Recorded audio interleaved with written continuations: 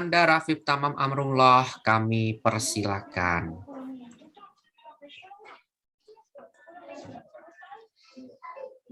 A'udzu billahi minasy syaithanir rajim. Bismillahirrahmanirrahim. Sabbaha lillahi ma fis samawati wa ma fil ardh wa huwal azizul hakim. Huwallazi akhrajal ladzina kafaru min ahlil kitabi min diyarihim li awwalil hashr.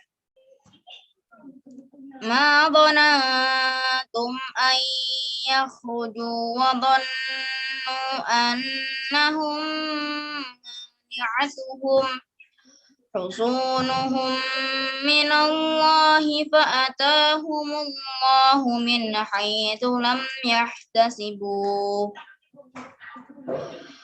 وقذف في قلوبهم الرعب يخربون بيوتهم بأيديهم وأيدي المؤمنين فاعتبروا يا أولي الأبصار لولا أن كتب الله عليهم الجلاء لعذبهم في الدنيا ولهم في الآخرة عذاب النار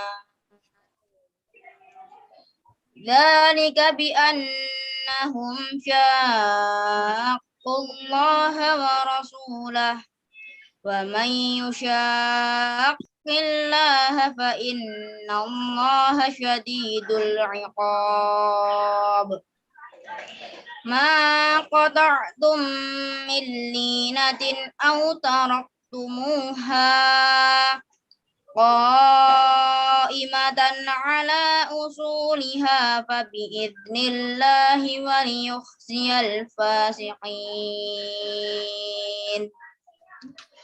وما أفاء الله على رسوله منهم فما أوجفتم عليه من خيل ولا ركاب ولكن الله يسلط رسله على من يشاء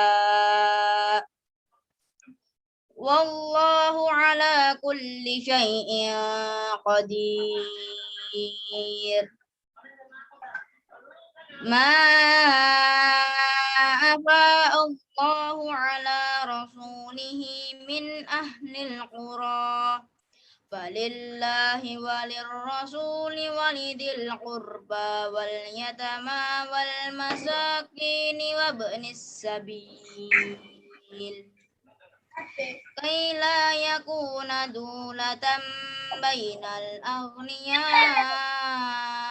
منكم وما آتاكم الرسول فخذوه وما نهاكم عنه فانتهوا واتقوا الله إن الله شديد العقاب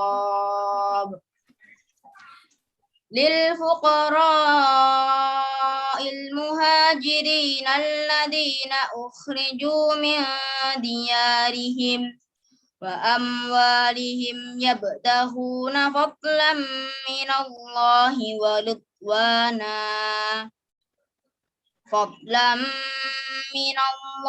ورضوانا وينصرون الله ورسوله أولئك هم الصادقون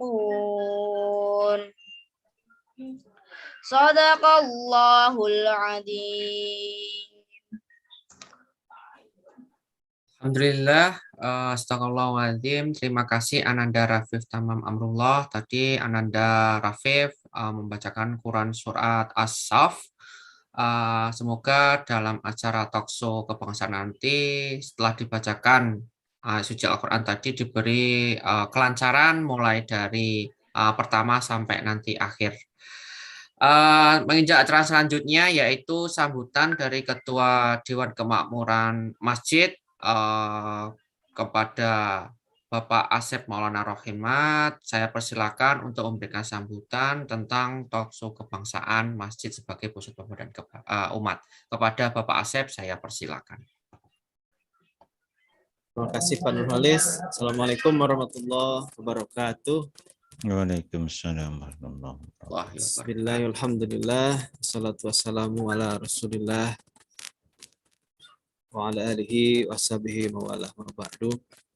Al-Mukarram wal-Muhtaram, Ustaz Profesor Muhammad MAG, guru saya dan juga guru kita semua. Alhamdulillah sudah bisa hadir di acara malam hari ini, deh. Alhamdulillah bisa ketemu kembali setelah sekian lama tidak bertemu. Mudah-mudahan nanti kalau sudah bisa tatap muka semua ya, pandemi berakhir, nah, mudah-mudahan kita bisa hadirkan beliau ke tempat kita. Kemudian yang saya hormati juga Bapak-Bapak sekalian, para pengurus TKM Masjid Muslim Regency, Dewan Pembina, para pengurus RT, barangkali ada ya, Pak Lurah juga kita undang, dan juga hadirin sekalian. Saya kira ini tidak hanya dari warga Perumahan Ostium Regency Kartasura, ada juga dari beberapa warga yang bisa hadir pada malam hari ini. Alhamdulillah wa syukurillah, kami dari atas nama Dewan Kemakmuran Masjid DKM sangat berbahagia melaksanakan acara ini. Niat kami tentunya adalah bagaimana kita sama-sama belajar, ya. Karena Prof. Muhammad ini adalah Ketua Dewan Masjid Indonesia di Jogja, ya, di DIY ya. Nah, ini beliau sangat banyak pengalamannya, juga menulis buku, sangat produktif di bidang kemasjidan juga.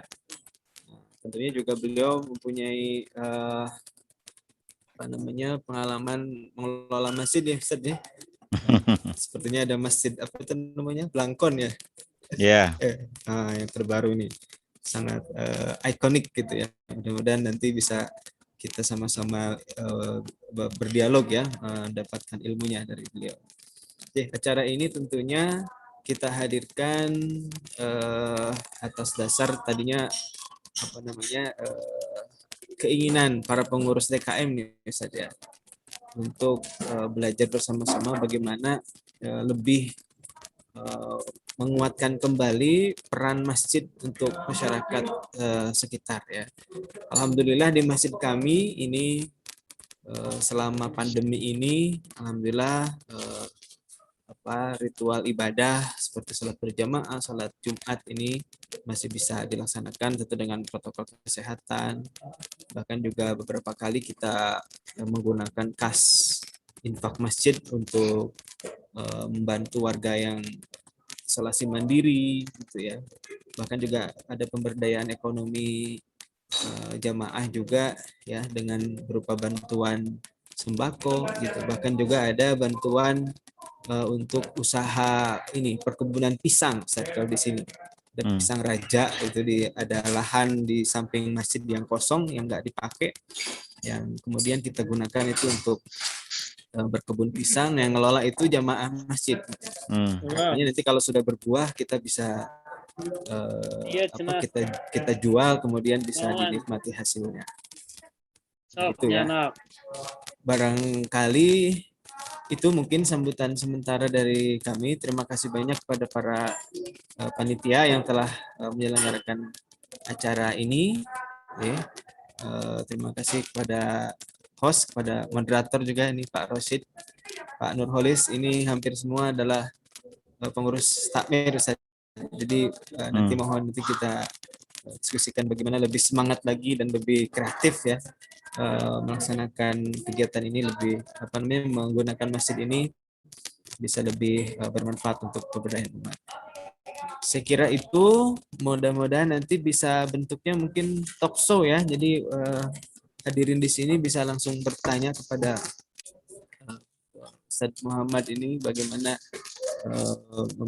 menggunakan masjid ini untuk menjadi pusat pemberdayaan. Mohon maaf atas segala kekurangan dan kesalahannya. Assalamualaikum warahmatullahi wabarakatuh. Waalaikumsalam warahmatullahi wabarakatuh. Oke, terima kasih Bapak Asep atas sambutannya. Menginjak acara selanjutnya yaitu acara inti talkshow kebangsaan yang akan disampaikan oleh Profesor Dr. Muhammad MAG. Tapi sebelumnya saya akan menyampaikan moderatornya kali ini untuk malam ini, yaitu moderatornya akan disampaikan oleh Bapak Rosid Nur Anggara Putra. Tapi saya akan menyampaikan terlebih dahulu kurikulum vitae dari Bapak Rosid Nur Anggara Putra. Sebelumnya, nama Bapak Rosid Nur Anggara Putra, tempat dan tanggal lahir yaitu Wonogiri 24 Mei 1988. Alamat institusi, beliau adalah sebagai staf pengajar di Fakultas Ekonomi dan Bisnis Islam di Universitas IAIN Yogyakarta.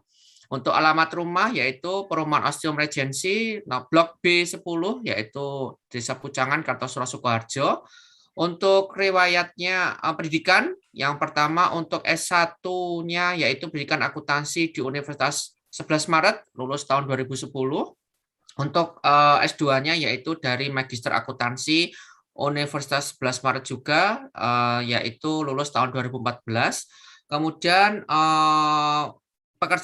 riwayat pekerjaan yang pertama staf operasional Bank Muamalat Solo yaitu mulai dari 2012 sampai 2015. Kemudian sekarang yaitu sebagai dosen program studi perbankan syariah di UIN Sunan Kalijaga tahun 2015 sampai sekarang. Berikut riwayat atau kurikulum vitae dari moderator kita yaitu Bapak Rosid Nur Anggara Putra. Monggo Bapak Rosid, kami persilakan waktunya sepenuhnya untuk memandu jalannya talkshow kebangsaan dengan tema Masjid sebagai Pusat Pemberdayaan Umat.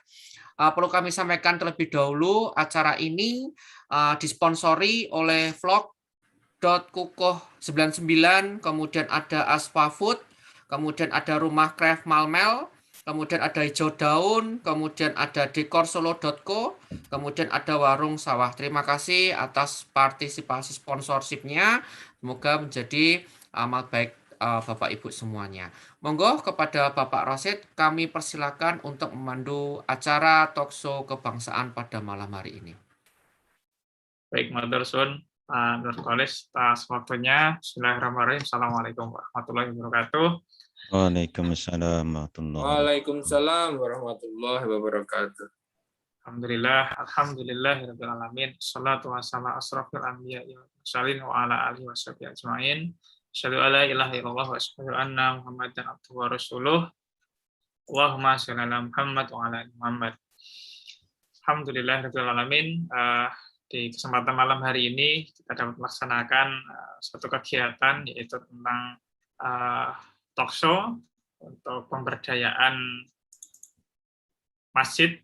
Untuk di sini untuk temanya adalah Masjid sebagai Pusat Pemberdayaan Umat dengan narasumber yaitu adalah Profesor Dr. Muhammad MAG yang saat ini beliau adalah Ketua Dewan Masjid Indonesia di daerah istimewa Yogyakarta. Sebelum kita masuk ke inti penyampaian materi yang akan disampaikan oleh Prof. Muhammad, sedikit akan saya bacakan kurikulum vitae dari Prof. Muhammad ini yang kebetulan untuk kurikulum vitae-nya ini cukup panjang, jadi tidak akan saya bacakan semuanya. Nanti kalau dibacakan semuanya nanti nggak akan selesai. Bisa sampai malam baru hanya menyelesaikan kurikulum vitae Bapak Prof. Muhammad ini. Baik, di sini nama yaitu adalah Profesor Dr. Muhammad MAG, CSPS CRBC. Alamat di Yogyakarta adalah Perum Taman Siswa Indah E16 Yogyakarta. Kemudian nomor teleponnya 0821 08121558716, emailnya adalah 22jan.yasar@gmail.com. Nah, nanti bisa dicek di WA Group ya, untuk lebih lengkapnya. Kemudian riwayat pendidikan beliau yaitu untuk S1 di IKIP Negeri Yogyakarta, yang sekarang menjadi Universitas Negeri Yogyakarta, di Fakultas Ilmu Pendidikan yaitu Prodi Pengembangan Kurikulum, lulus tahun 1990. Nah, ini saya baru 2 tahun, Prof. Muhammad ini sudah lulus S1. Kemudian S2 di Magister Studi Islam, Universitas Indonesia, Islam Indonesia, di bidang ekonomi Islam, lebih spesifik di akuntansi syariah, lulus tahun 1999. Dan S3 di program Doktor Ilmu Ekonomi, Universitas Islam Indonesia, di bidang keuangan Islam, lulus tahun 2006. Nah, kemudian ada pendidikan tambahan, pendidikan sertifikasi pengawas syariah bank syariah, kemudian pendidikan sertifikasi komisaris bank syariah, atau di sini ada singkatannya di CIRBC. Prestasi atau karya keumatan ini cukup banyak ya. Ada pendiri Sekolah Tinggi Ekonomi Islam, penerima award penulis produktif. Nah, kita tahu bahwasanya Prof. Muhammad ini bukunya sangat banyak sekali. Jadi kalau kita ke toko buku, misalnya ke Sosial Agency di Yogyakarta, karya Prof. Muhammad ini banyak sekali ya, tentang ekonomi Islam. Saya sendiri pun juga menggunakan buku Prof. Muhammad ketika saya mengajar akuntansi syariah. Kemudian untuk pekerjaan beliau saat ini adalah sebagai dosen di Sekolah Tinggi Ekonomi Islam Yogyakarta.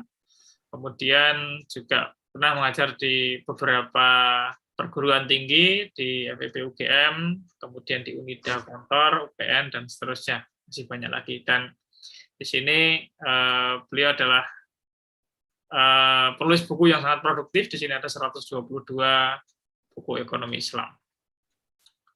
Dan masih banyak lagi yang belum saya bacakan karena cukup banyak di sini. Termasuk salah satunya adalah beliau saat ini adalah sebagai Ketua Dewan Masjid Indonesia Daerah Istimewa Yogyakarta. Tidak perlu berpanjang lebar karena waktunya juga sudah malam. Jadi untuk selanjutnya waktu kami serahkan kepada Prof. Muhammad untuk menyampaikan materinya sekitar 20 hingga 30 menit. Monggo, Prof. Muhammad.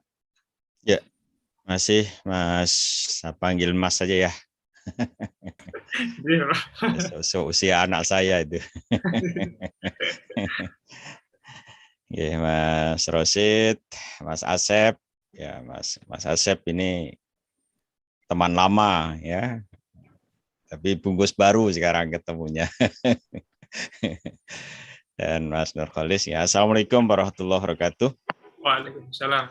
Alhamdulillah, syukurillah, la haula wa la quwata illa billah, asyhadu an la ilaha illallah, wahdahu la syarikalah, wa asyhadu anna Muhammadan abduhu wa rasuluhu la nabiyya ba'dah. Allahumma sholli ala Muhammad wa ala alihi wa sahbihi wa mawalah.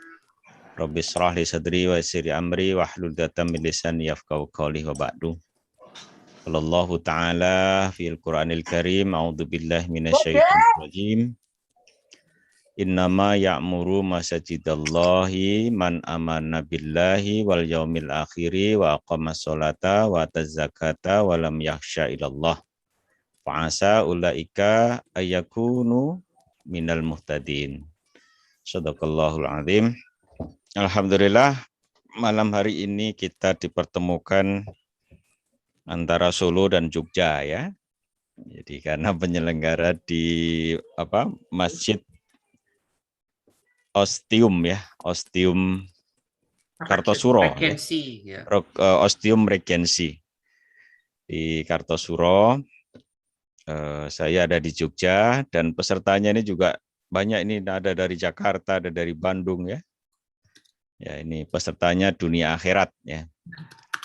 Ya, mudah-mudahan perbincangan kita pada malam hari ini menjadi bagian dari amal soleh kita yang dapat ridho dari Allah Subhanahu wa Ta'ala. Salawat dan salam selalu kita sanjungkan untuk Rasulullah Shallallahu Alaihi Wasallam. Mudah-mudahan kita bisa istiqomah menjalankan apa yang menjadi ajaran beliau. Salah satunya adalah ngurusi masjid. Nah, sekarang pekerjaan pokok saya marbot masjid.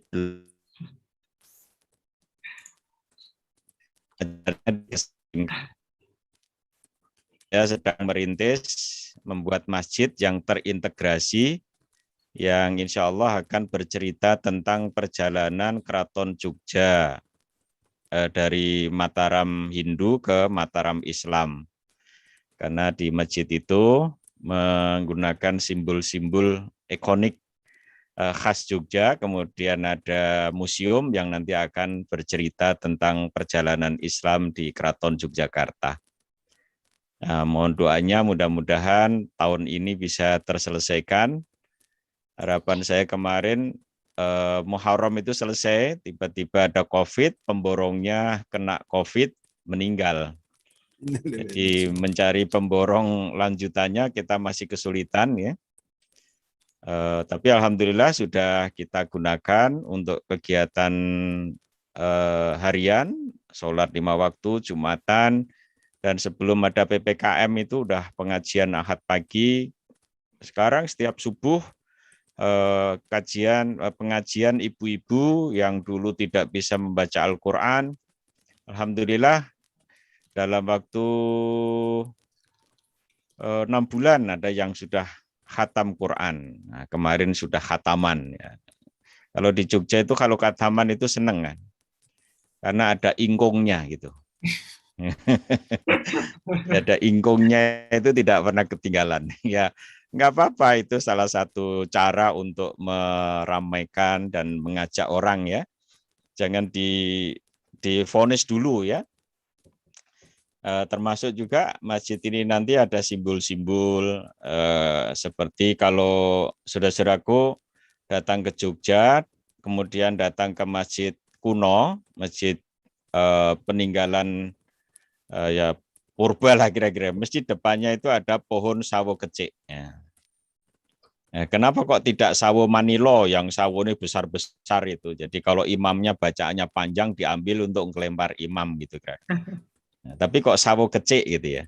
Sawo kecik itu keroto boso. Jadi kalau mau masuk masjid kudu sarwo becik. Maaf ini yang dari luar Jawa Tengah kalau nggak ngerti mohon maaf ini. Kemudian ada waluh. Waluh, orang Jawa dulu melafadzkan Allah itu susah.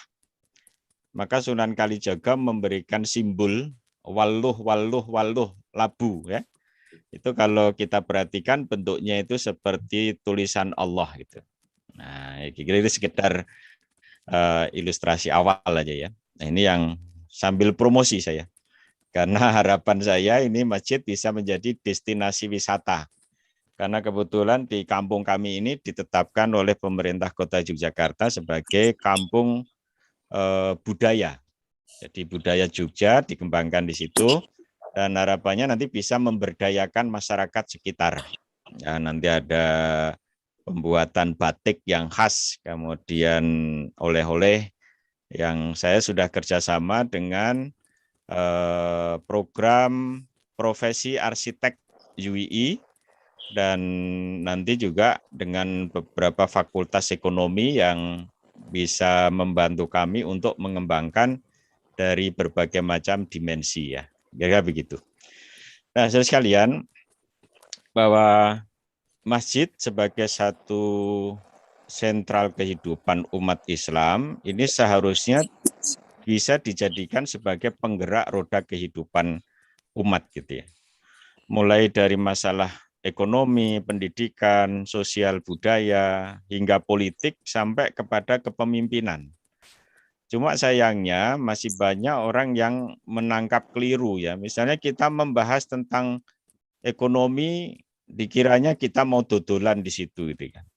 Kalau kita ngajari umat tentang bagaimana berdagang yang benar, wong Al-Qur'an juga ngajari begitu ya. A'udzubillahi minasyaitonirrajim. Ya ayyuhalladzina amanu la ta'kulu amwalakum bainakum bil batil illa an takuna tijaratan antara minkum wala taqtulu anfusakum innallaha kana bikum rahima gitu kan. Nah, surat apa ini? Al-Quran ya, gitu aja lah ngumet-ngumet ini. Surat An-Nisa ayat 29 itu kan ngajari bagaimana kita jangan melakukan kebatilan di dalam aktivitas ekonomi. Tapi disuruh saling antaroti minkum. Biar apa? Biar tidak membunuh diri kita sendiri. Kan seperti itu kan sebetulnya. Itu kalau dikuliahkan ya 1 semester sendiri kira-kira. Kemudian masalah politik ya. Kadangkala saya termasuk orang yang sebetulnya silahkan ngajari politik di dalam masjid. Biar kita paham politik. Sampai persoalan kepemimpinan ya. Kita ini kan kehilangan pemimpin yang berasal dari masjid itu. Kalau pemimpin-pemimpin negeri ini mulai dari Pak RT sampai presiden itu berangkat dari masjid, insya Allah aman kita. Ya, saya yakin itu. Ya contoh sidangnya misalnya, ya kalau boleh kita ambil contoh misalnya di Turki. Turki itu kan lulusan mana itu? Dulu dari MTS kan Erdogan itu sekolahnya. Nah jadi ini memang harus kita upayakan ke situ. Kemudian pendidikan, mulai dari buta aksara Arab sampai buta aksara yang tidak Arab harus muncul di situ, dan pendidikan apa saja bisa kita lakukan gitu kan. Sosial budaya, kita punya bagaimana hubungan sosial yang luar biasa. Ya kebetulan saya cerita sedikit ya. Saya punya pengalaman agama 2 gitu ya. Saya dari usia SD sampai SMA itu saya Katolik ya. Karena ibu saya itu Cina, Konghucu, bapak saya Jawa Katolik. Saya dulu ikut bapak saya Katolik. Nah, kemudian saya setelah kuliah di Jogja dapat hidayah ya, kemudian saya masuk Islam dan akhirnya ya sekarang komitmen di Islam dengan berupaya sekuat tenaga. Nah, bagaimana Islam mengajari saya untuk bisa berbuat baik sesama orang. Iman kalau kita juga tidak peduli kepada sesama kita gitu kan. Ketemu kita harus menebarkan salam ya, seperti itu luar biasa gitu. Ya, selalu mendoakan kan, salam itu kan doa gitu kan. Nah, budaya kita juga punya budaya yang bisa lebih terhormat daripada budaya-budaya yang lain kan. Persoalan politik yang tadi sudah kita. Nah, itu bisa semuanya dimulai dari masjid, kita ajarkan di situ. Nah, tapi sangat disayangkan ramainya jamaah yang sholat ke masjid, kemudian dibiarkan pulang ke rumah masing-masing tanpa bisa diberdayakan oleh pengurus masjid. Nah, ini tantangan kita. Kita kan merasa bangga kalau masjid kita yang sholat penuh gitu kan. Tapi habis sholat ya sudah mereka selesai salam. Ya kalau yang lain berdoa Allahumma antas salam, banyak juga yang Allahumma lantas jalan gitu. Gitu kan. Nah ini mestinya yang harus ditangkap oleh pengurus masjid. Nah oleh karena itu, saudaraku, takmir, ya takmir yang kalau dalam bahasa surat At-Taubah ayat 18 tadi, innama ya'muru masajidallah itu kan ada syarat ya. Syaratnya apa? Dia harus beriman kepada Allah. Dia harus mendirikan sholat, kemudian menunaikan zakat, dan hanya takut kepada Allah. Nah, kemudian ini saya membuat akronim. Takmir itu sebetulnya adalah sifat takmir itu adalah pemakmur masjid itu ya takmir itu ya. Apa takmir itu? T-nya itu adalah tekun. Nah, kalau kita sudah memilih atau diangkat jadi ketua takmir harus memiliki sifat tekun. Karena kondisi apapun kalau kita tekuni, insya Allah akan berhasil. Masjid-masjid yang sudah berkembang dinilai berhasil, misalnya kalau Jogja, ikonnya itu kan Masjid Jogokarian, ya itu karena ketekunan Ustadz Jazir. Masjid di Kalimantan Barat, Kapal Munzalan yang berupaya mengembangkan masjid bilioner. Itu adalah ketekunan dari Ustadz Lukman Al-Hakim. Mungkin yang sekarang baru beberapa waktu viral itu di Solo, di Sragen itu ya.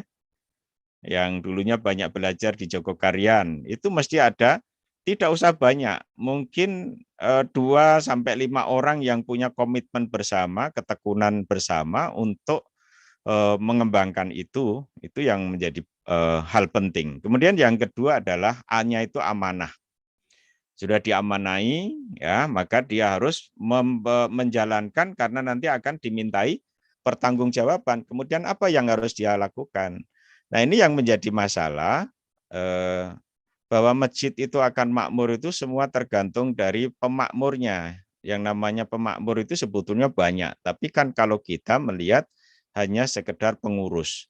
Nah, salah satu hal penting yang harus dimiliki oleh pengurus, apalagi ada Dewan Kemakmuran Masjid gitu ya, adalah apa? Visi.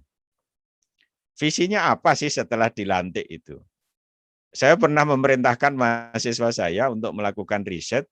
Coba kamu teliti, para takmir masjid itu punya visi enggak dalam hal pengelolaan masjid. Ada sampel 50, ternyata yang punya visi itu cuma 2 masjid gitu ya. Padahal visi ini kan sesuatu hal yang penting yang akan mengarahkan semuanya. Apa sih cita-cita setelah kita diangkat menjadi ketua takmir atau pengurus takmir terkait dengan masjid yang diamanahkan ke kita itu? Nah, di situ. Nah, dengan adanya visi nanti ada misi, kemudian sampai strategi, sampai program kan gitu kan. Program apa yang harus dilakukan.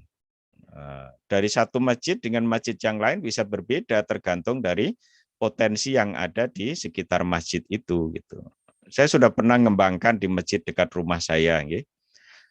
Nah, itu cuma memang kadangkala bahwa kerikil-kerikil itu selalu ada. Nah, biasanya kalau sistem tidak bagus, itu pemimpinnya berhenti, ya berhenti juga itu. Ya, disinilah kemudian perlu ada kaderisasi ya. Kemudian yang kedua adalah K-nya itu. K itu adalah kreatif.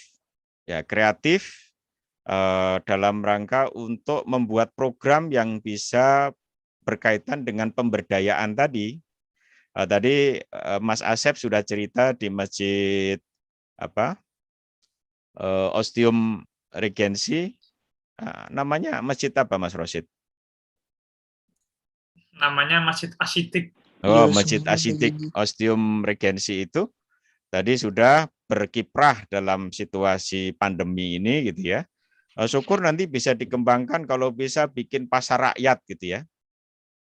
Nah, penjualan barang-barang yang dibutuhkan oleh masyarakat yang sekarang sangat dibutuhkan dijual dengan harga lebih murah gitu misalnya, pasar rakyat.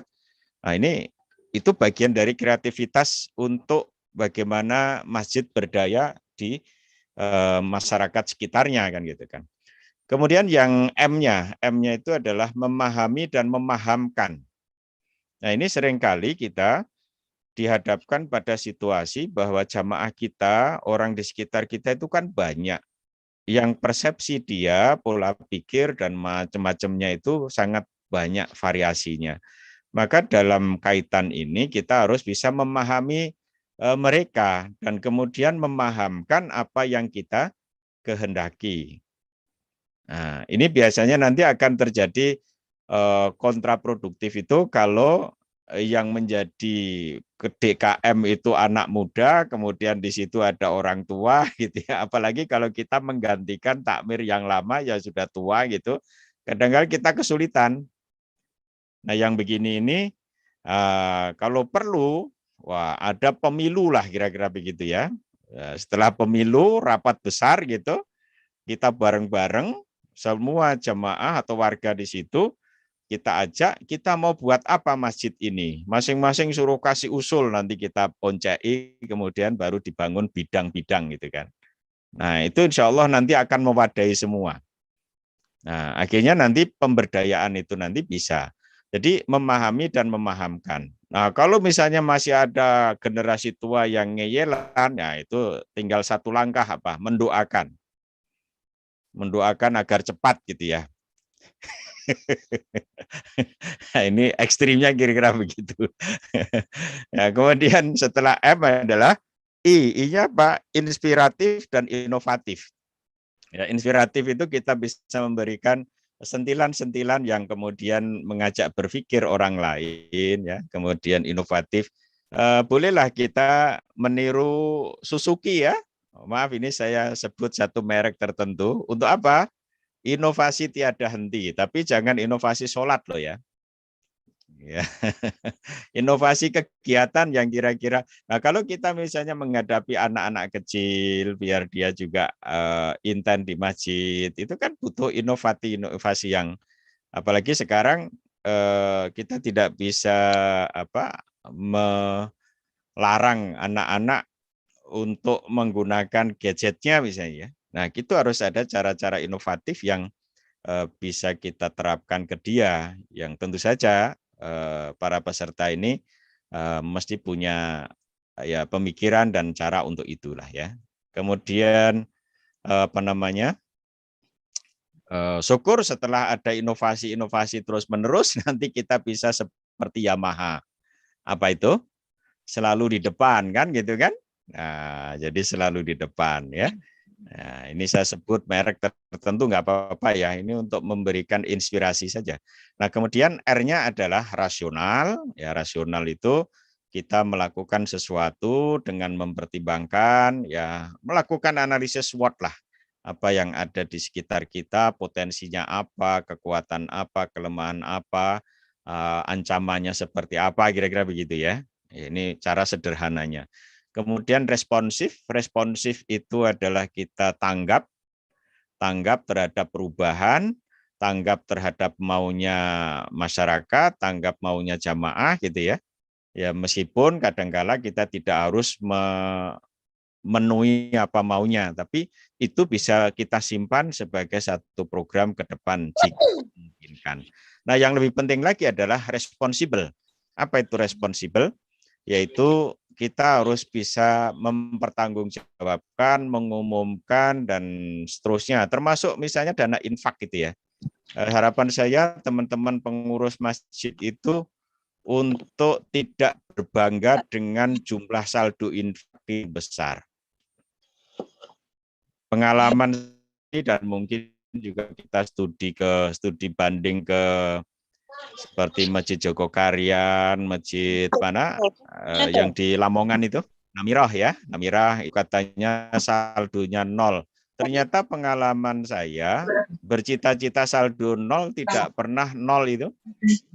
Karena pada saat kita misalnya ada program tertentu, keluarkan dana, ada yang bertanya, Pak ini pengeluarannya berapa? Tiba-tiba ada yang ngasih kan gitu kan. Jadi orang itu akan senang pada saat kita menjalankan satu kegiatan yang bersifat keumatan, basisnya masjid, pasti kita akan mendapatkan dana yang lebih besar daripada yang kita bayangkan gitu ya. Enggak nggak usah berpikir begitu, pasrahkan aja sama Allah, nanti pasti ada gantinya. Jadi di sini perlu ilmu yakin gitu ya. Ya, keyakinan itu seperti ini loh. Saya tanya, ini seringkali saya sampaikan dalam menginspirasi dan mendorong mahasiswa. Kenapa ayam betina itu kalau habis bertelur mesti berteriak ya? Betul, betul kan gitu kan? Ya, yang bisa jawab benar boleh pulang ya. Oh, ini sudah di rumahnya masing-masing. Kenapa itu? Saya perhatikan bukan dia mengumumkan, bukan dia kaget, bukan dia kesakitan, tapi saya perhatikan itu ayam itu kaget. Kaget, kenapa kaget? Karena yang dikeluarkan bentuknya berbeda. Yang mengeluarkan punya kepala, punya bulu, punya kaki, yang dikeluarkan bulat. Nah, akhirnya dia kaget tuh. Betul, kok begitu, kira-kira begitu. Kalau nggak percaya tanya sama ayam deh. Nah, kemudian setelah setelah dia rami dengan ketekunannya, dengan kesungguhan dia, ya akhirnya apa? 21 hari menetas, dan menetas bentuknya sama. Punya kepala, punya bulu, punya kaki. kita tidak usah ribut persoalan warna ya. Karena induknya hitam, kok anaknya putih warnanya. Padahal induknya tak pernah selingkuh dengan kuntul gitu. Kenapa itu? Itu urusan Gusti Allah gitu. Dialah yang bisa mewarnai kehidupan ini. Nah, setelah netes bentuknya podo, dia tidak teriak petok-petok, tapi apa suaranya? Kruk kruk kruk kruk kruk kruk kruk kruk kruk. Itu kalau saya maknai, ya saya bukan Nabi Sulaiman, ya kira-kira ya itu bersyukur, bersyukur, bersyukur gitu. Kalau nggak percaya lagi silakan tanya sama ayam itu ya, begitu kan. Nah, ini ilmu sederhana aja menurut saya. Saya melihat sesuatu yang saya sederhanakan, tapi itu menginspirasi kita. Sama juga, kenapa ada ajaran di kita terlepas dari perdebatan hadis apa mahfudhoh ya. Ajari anakmu berenang, memanah dan berkuda. Ya, terlepas dari perdebatan ini hadis atau mahfudhoh ya. Tapi di situ ada nilai yang luar biasa menurut saya. Kenapa ada perintah ajari berenang? Ternyata orang berenang itu tidak pernah tidak bergerak. Setiap orang yang berenang pasti anggota tubuhnya bergerak. Kalau nggak bergerak, dia tenggelam. Nah, gitu. Jadi harus ada perbuatan sekecil apapun yang harus dilakukan, gitu kan. Kemudian memanah.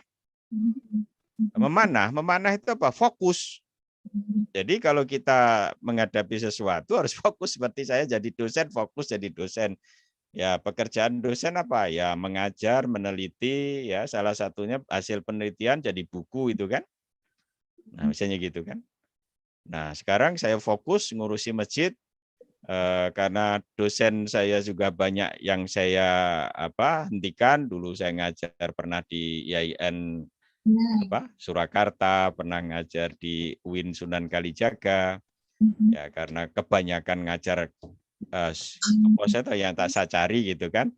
Nah, sekarang memutuskan untuk berhenti jadi marbot aja deh gitu kan. Masya Allah, Gusti Allah menjamin hidup saya. Gitu kan. Jadi marbot. Nah, kemudian fokus gitu.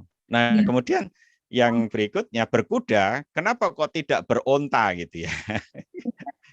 Kok berkuda? Ternyata kuda itu binatang yang unik gitu. Kenapa? Harus ada kekang. Kekang itu manajerial gitu. Maka nanti ada ungkapan yang pernah disampaikan oleh Ali bin Abi Thalib kan, satu kejahatan yang dimanage secara baik itu bisa mengalahkan kebaikan yang terabaikan kan, tidak dikelola dengan baik gitu kan. Nah, masjid adalah sebagai tempat yang terbaik, maka ini harus kita kelola dengan ilmu yang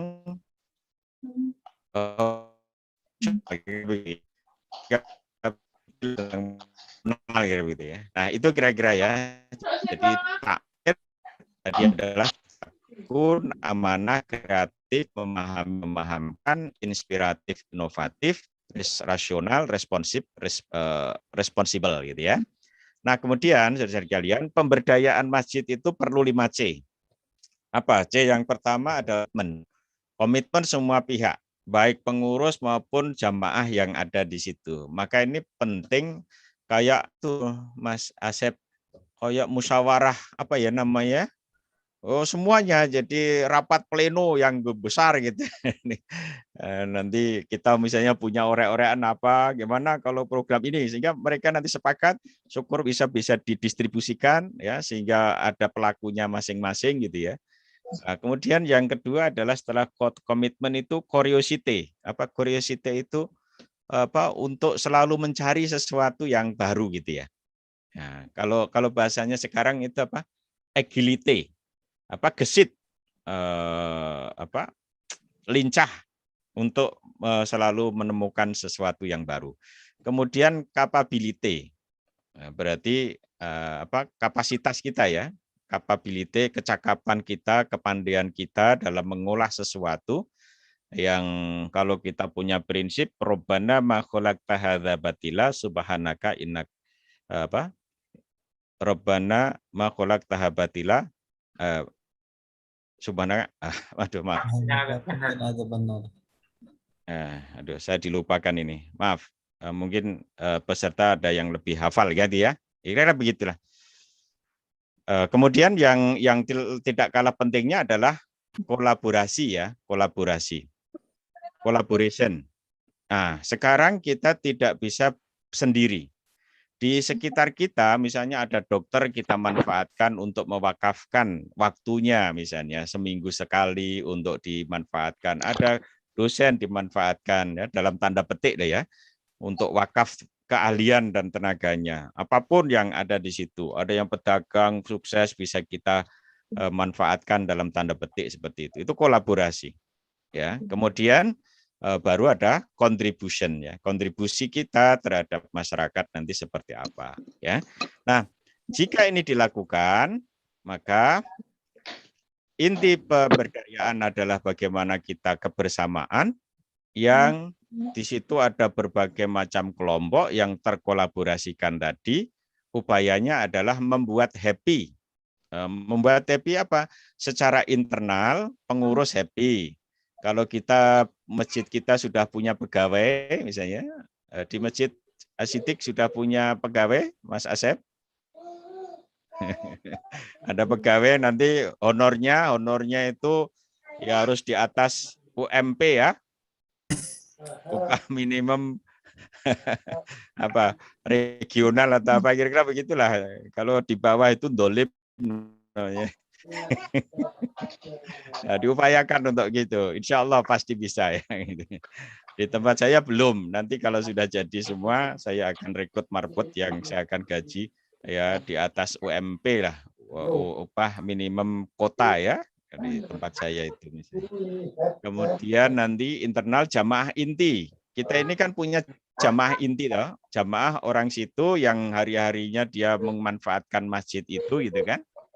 Kalau perlu ini datanya jelas gitu kan. Seringkali kan takmir itu ditanya, Pak berapa jamaah di sini? Ya kira-kira 100-an deh gitu kan.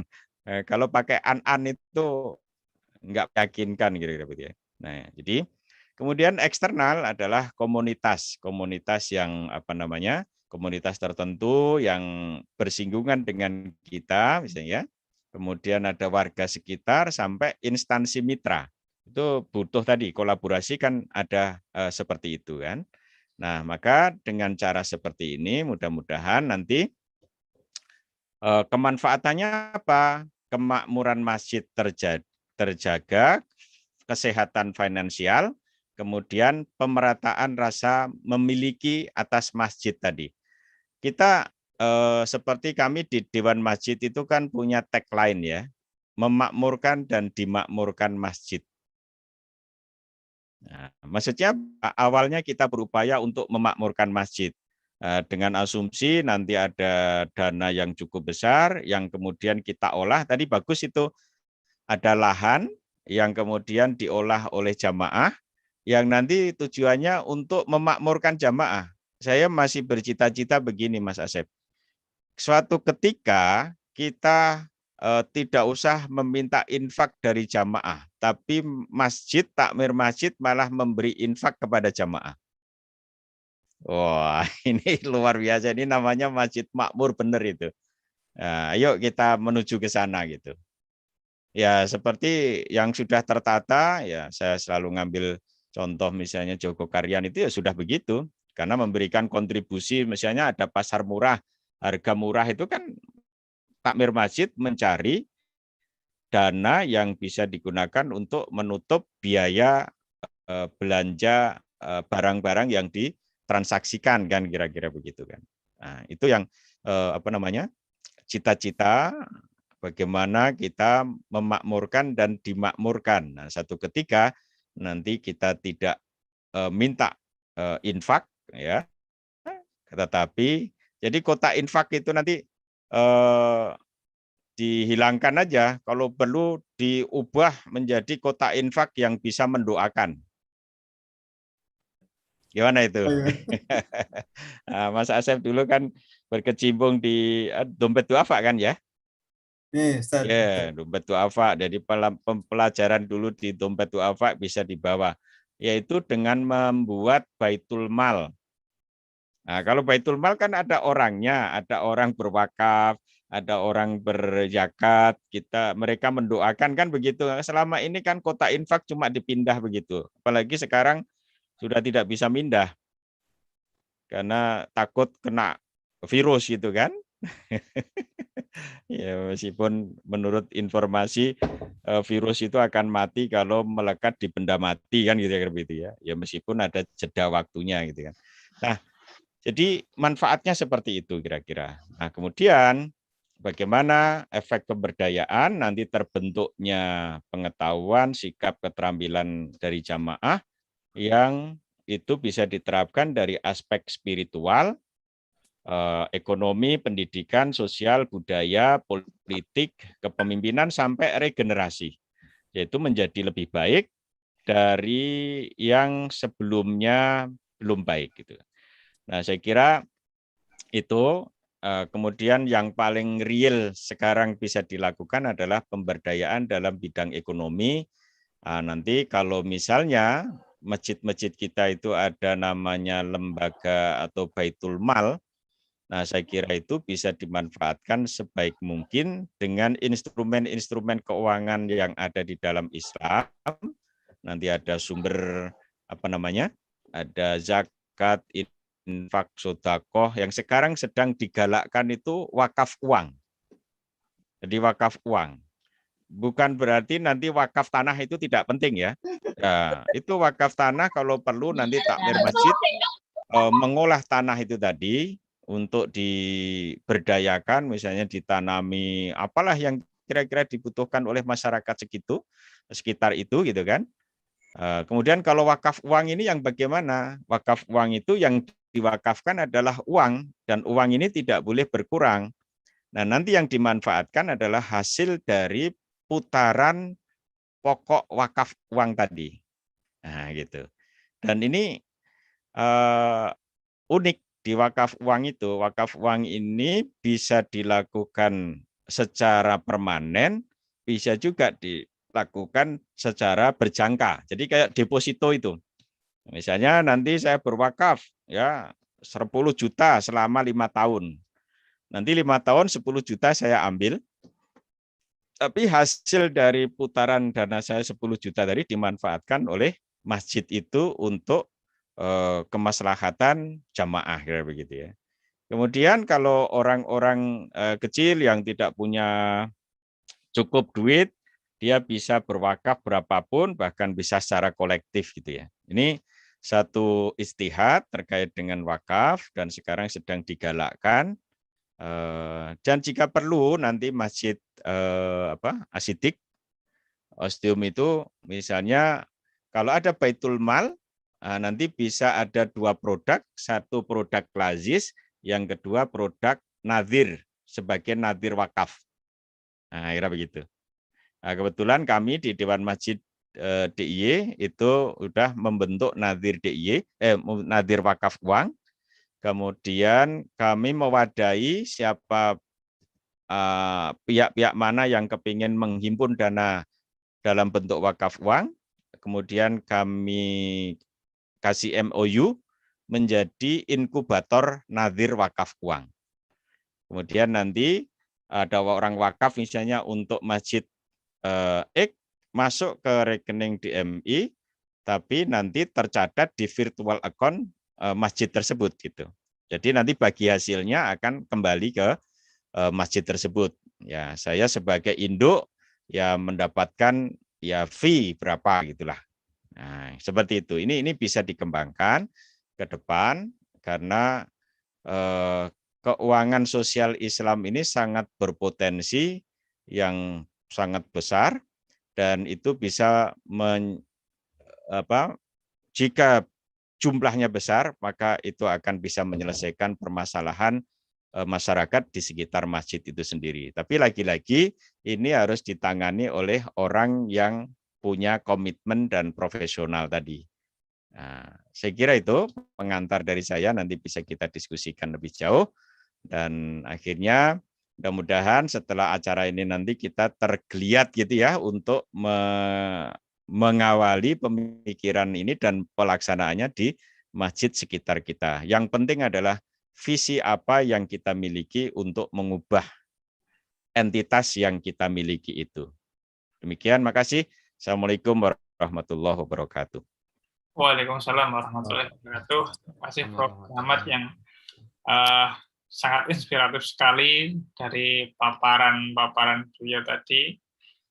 Bagaimana kita melakukan pemberdayaan bagi umat dan juga jamaah yang ada di masjid kita, kemudian bagaimana seorang anggota takmir atau di sini DKM itu memiliki visi, misi, tujuan, dan seterusnya, dan juga tadi dipaparkan pula berkaitan dengan apa itu akronim dari takmir. Nah, untuk selanjutnya kita diskusi dan juga sesi talkshow atau tanya jawab di sini. Monggo untuk Bapak Ibu yang ingin menyampaikan pertanyaan atau berdiskusi, kami persilahkan. Silahkan untuk klik reaction, pakai raise hand, untuk menyampaikan tanggapannya atau juga pertanyaan untuk Prof. Muhammad. Monggo Bapak Ibu, kami persilahkan. Ini jarang-jarang kesempatan bisa berdiskusi langsung dengan Prof. Muhammad ini. Monggo.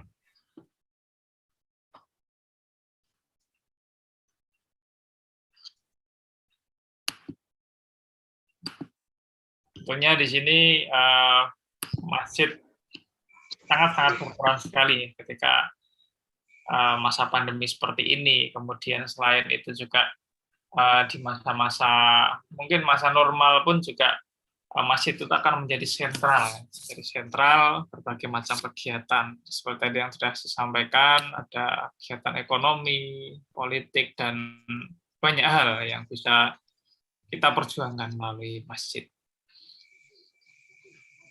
Monggo, silahkan. Ini sudah paham semua, Mas. Ya sudah paham semua. Atau sudah ngantuk malah. Terima kasih. Jadi, monggo Pak Istanto. Matur nuwun. Assalamualaikum warahmatullahi wabarakatuh. Waalaikumsalam warahmatullahi wabarakatuh. Prof. Muhammad dan Bapak Ibu yang pada kesempatan malam hari ini untuk bersama-sama di talkshow yang diadakan Masjid Muslim ini. Mungkin saya bertanya kepada Prof. Muhammad. Yang pertama, bagaimana kemudian kita misalkan sebagai DKM itu untuk menggali potensi dan mengembangkan sebagaimana tadi yang sudah disampaikan Prof. Muhammad, sehingga sebagai takmir bagaimana caranya untuk bersama-sama dalam rangka menggali berbagai potensi khususnya yang ada di sekitar masjid itu kira-kira yang seperti apa. Karena dengan melihat yang mungkin selama ini dialami, kaliannya dengan berbagai cara kok belum optimal hasilnya. Kira-kira seperti apa langkah-langkah yang strategis sehingga masyarakat atau jamaah di sekitar masjid itu ya tumbuh untuk membangun komitmen bersama dalam rangka menjadikan masjid itu sebagai pusat peradaban. Tadi dikatakan Prof. Muhammad itu kan menjadikan masjid sebagai pusat peradaban. Sehingga ya banyak hal bisa lahir dari masjid, sehingga ketika berbagai potensi itu dapat lahir dari masjid, sehingga peradaban komunitas terkecil misalkan satu lingkup RT itu ya sudah mapan. Mungkin ada Prof. Assalamualaikum warahmatullahi wabarakatuh. Salam. Langsung saja ya Mas Rosid ya. Langsung awan. Ya nanti lupa saya kalau kelamaan ya. Ya saya kira yang paling pokok ya tadi kalau kita sebagai takmir kan bisa toh melihat-lihat di sekitar kita dulu ya. Setelah melihat-lihat potensi apa, kekurangannya apa, kira begitu kan di masyarakat kita itu. Nah utamanya yang yang pokok dulu, masjidnya sendiri itu kurang apa juga gitu ya. Nanti kita punya nafsu besar tapi infrastruktur yang kita miliki kurang kan jadi masalah. Jadi diri kita dulu kita benahi. Nah setelah itu kita mengajak seluruh warga yang ada di sekitar masjid itu, istilahnya ini kalau dalam riset itu ada namanya riset partisipatori ya Mas. Jadi bagaimana kita melibatkan orang-orang di situ untuk silahkan kalau nggak bisa ngomong suruh nulis. Nah, itu teridentifikasi nanti semuanya. Kan kadang-kala gini, ada orang kita itu kalau ketemu rapat itu udah meneng kayak gitu kan. Karena kalau ngomong nanti takut dijadikan apalagi kalau rapat RT ya, kalau rapat RT itu jadikan ketua RT, kalau rapat DKM nanti jadikan ketua DKM, itu takut dia gitu kan. Iya kan? Nah gitu. Nah kalau sudah diajak suruh ngomong nggak mau, ya sudah kalau gitu kasih selembaran kertas, monggo jenengan nulis nopo sak isone ditulis gitu. Nah kita tugasnya adalah nanti mengidentifikasi apa yang mereka tulis itu, kemudian kita plotkan gitu Mas. Kita plotkan, oh ini di aspek ini nanti semuanya yang kira-kira sama. Nah di situ nanti akan menjadi program kita. Nah yang namanya program ini kan nanti bisa kita pilih, oh ini program jangka pendek, jangka menengah, jangka panjang gitu kan. Nanti dievaluasi, saat kita evaluasi 1 tahun, nanti kita minta lagi seperti itu terus. Nanti insya Allah itu akan banyak inisiatif, banyak inspirasi, dan juga mereka merasa ikut diwongke gitu ya.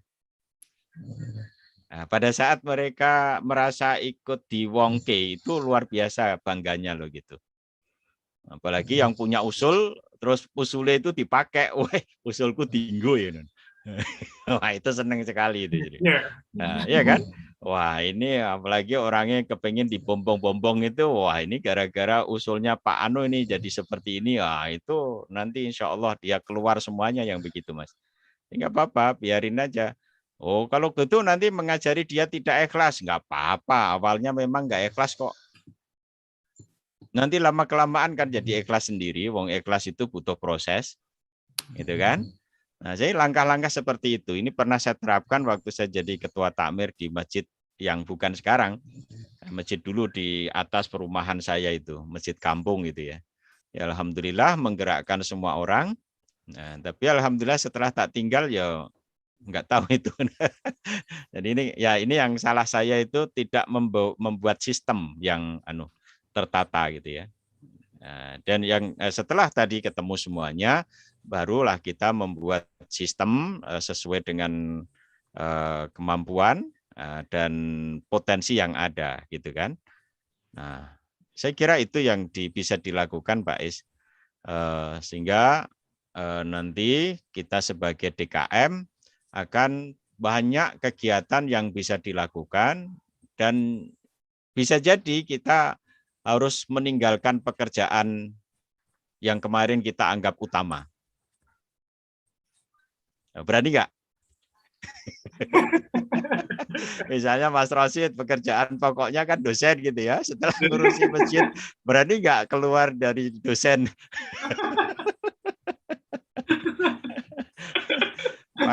maka gini Mas Rosid ya, ini cerita. Kenapa saya kok tidak bersemangat daftar jadi orang pegawaian negeri gitu kan ya? Karena kalau saya di tempat seperti itu, saya akan terkungkung di situ, enggak bisa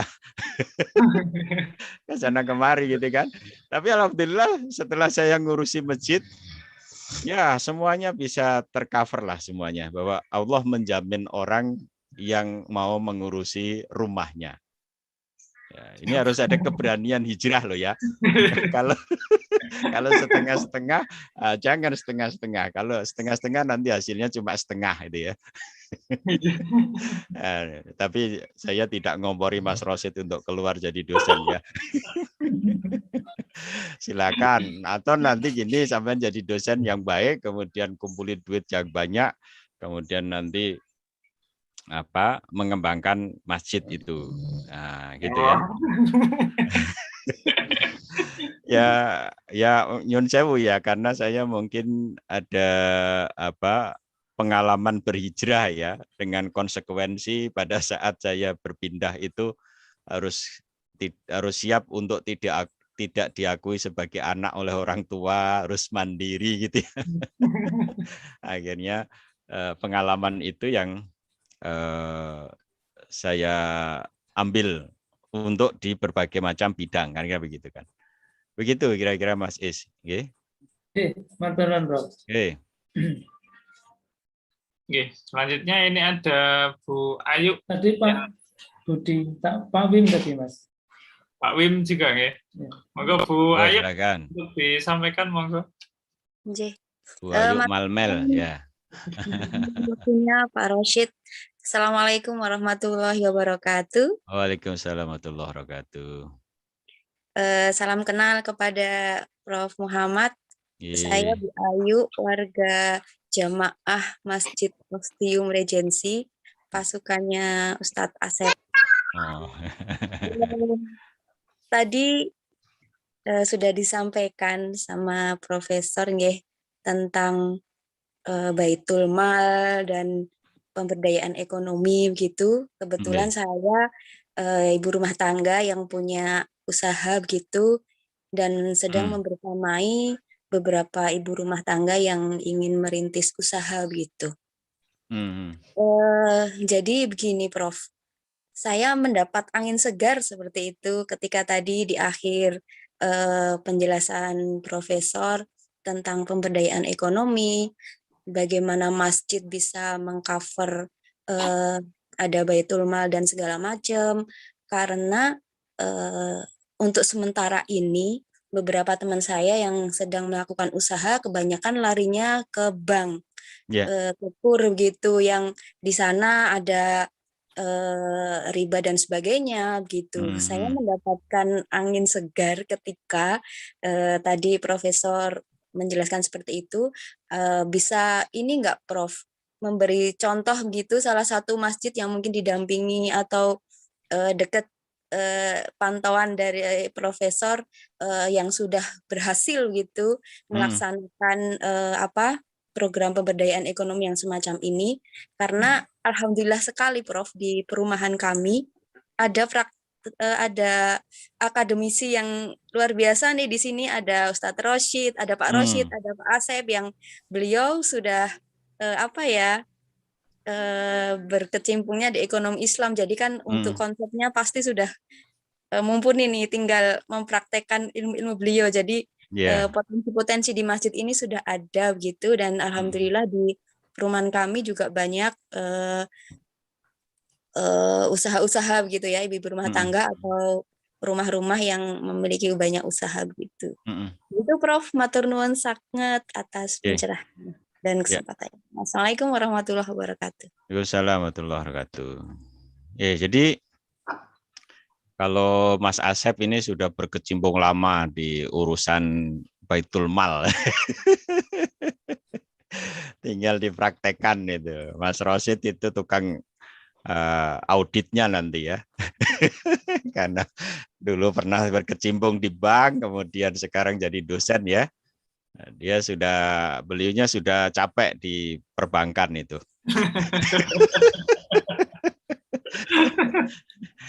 Ada Bu, jadi gini, kalau saya mengambil pelajaran ya, lagi-lagi saya selalu memberi contoh ya yang sudah jadi itu ya, di Jogja itu ya Masjid Jogokaryan itu yang iso ngusir rentenir Bu ya.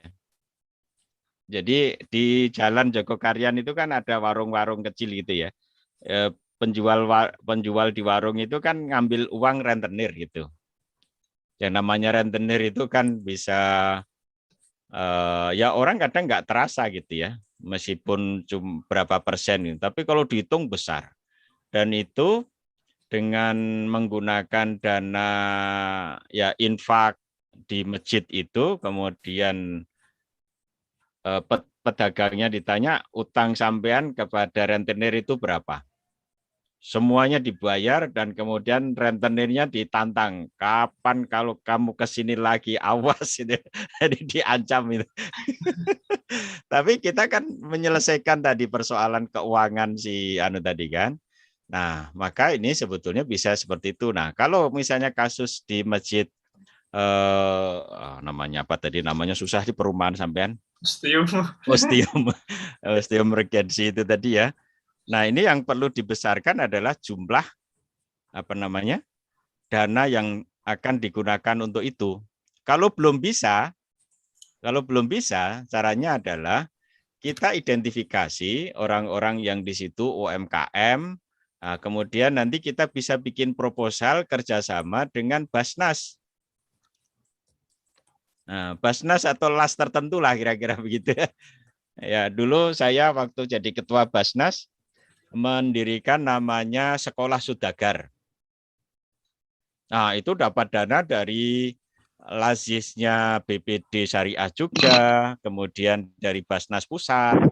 Selama ada proposal dan kegiatan yang nyata dalam rangka untuk pemberdayaan, insya Allah itu akan menarik mereka.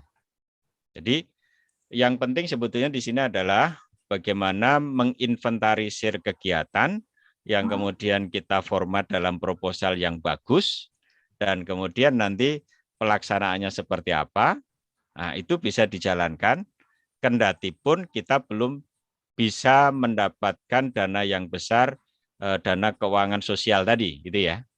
Nah, seperti itu Pak Asep. Nah, nanti itu bisa dilakukan. Nah, mungkin Basnas Solo atau mana, nanti di lasis-lasis lembaga-lembaga seperti apa itu? Solo Pos ya? Solo peduli. Solo Peduli dan seterusnya gitu. Itu kan kadang banyak orang yang kebingungan ini duit harus tak salurkan kemana gitu kan. Nah, sementara kita nggak bisa mengemas satu kegiatan tadi menjadi satu program yang berkelanjutan. Nah, di Sekolah Sudagar yang dulu saya di Basnas itu yang lebih penting nanti adalah pendampingan terhadap beliau-beliau yang masuk di situ. Seperti kalau tadi Bu Ayu, teman-teman di situ itu kan butuh pendampingan juga kan. Misalnya memproduk sesuatu, bisa memproduk tapi nggak bisa menjual gimana.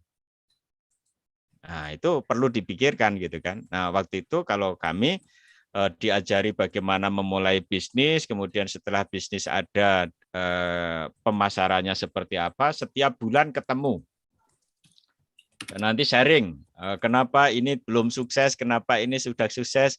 Saya yang ternyuh itu waktu ada peserta yang dia cerita, Pak, setelah saya dapat dana dari Basnas, 3 bulan, alhamdulillah saya setiap bulan sudah bisa menabung 300.000 di Bank Syariah. Ya.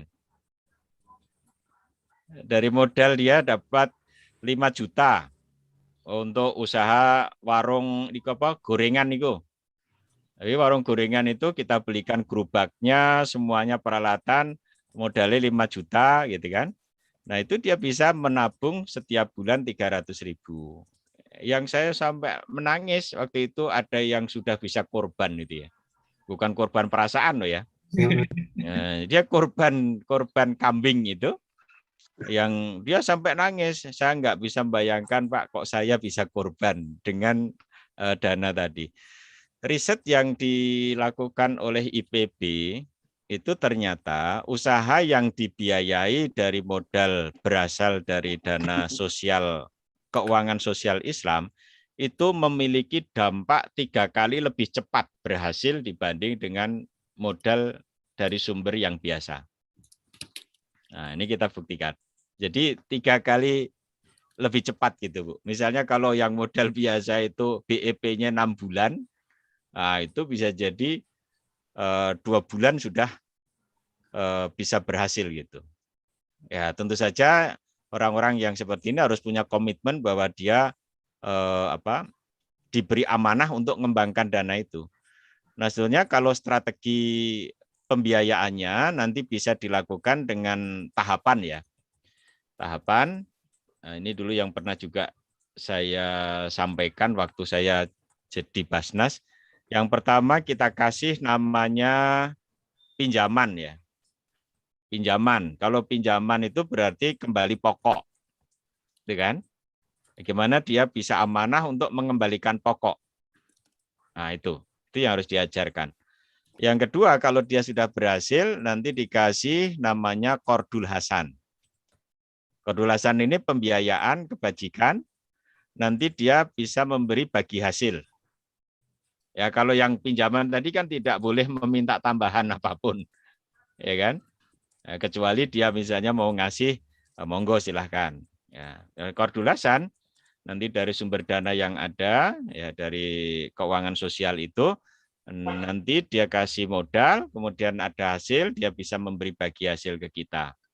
Nah, tahapan kedua nanti namanya pembiayaan. Kalau pembiayaan itu berarti kembali pokok dan memberi bagi hasil. Kalau Qardul Hasan itu pokok tidak boleh kembali, boleh tidak.